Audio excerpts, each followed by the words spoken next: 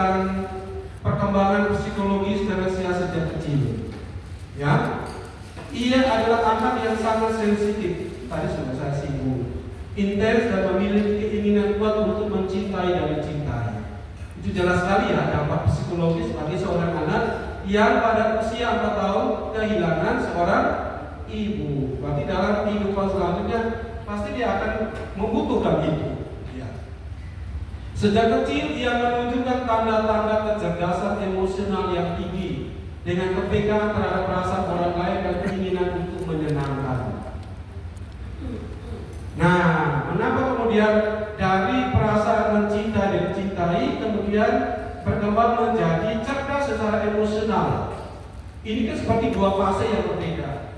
Yang sensitif, mudah menangis, kepada cerdas secara emosional. Bukan lagi dirinya yang dicintai, tapi orang lain yang dicintai. Fase ini dialami, perpindahan fase ini dialami pada saat dia melihat, merasakan Bunda Maria tersenyum kepadanya. Ya. Jadi ini menjadi saat dia ditransformasi, diubah dari yang kanak-kanak menjadi ya orang yang tidak lagi mencari untuk dicintai, tetapi mencintai orang lain. Itu kecerdasan emosi. Yang kedua, kematian ibunya ketika ia baru berusia 4,5 tahun merupakan trauma besar yang membentuk kepribadian secara mendalam. Ia menggambarkan saat itu sebagai akhir masa kecilnya yang bahagia. Teresia menjadi lebih pendiam, sering menangis dan mengalami periode kerentanan emosional. Dalam kondisi ini, peran kakak-kakaknya seperti Pauline dan Marie menjadi sangat vital. Pauline yang menjadi ibu kedua Teresia mengajarkan kepadanya nilai-nilai kesabaran dan kelembutan.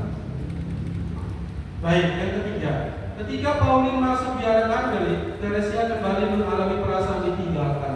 Ia memicu pergolakan emosional dan penyakit misterius yang hanya sembuh melalui apa yang ia sebut dengan senyum Bunda Maria.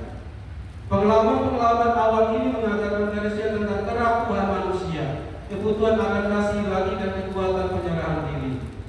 Transformasi yang ia alami pada Natal 1886 yang ia disebut sebagai pertobatan yang sempurna.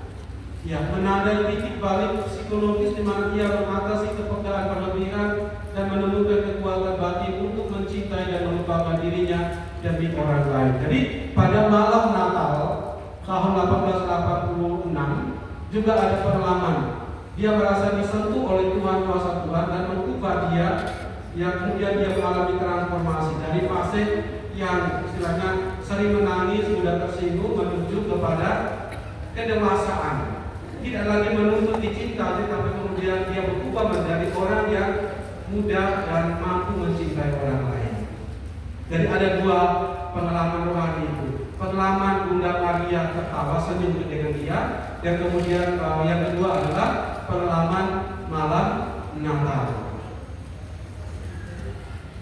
Bapak Ibu, yang berikutnya adalah perbandingan tokoh spiritual lain di masa itu. Jadi kita coba membandingkan. Tadi sudah saya singgung, Teresia kecil berbeda dengan santo-santo yang lain. Perbedaannya terletak di mana? Mari kita lihat.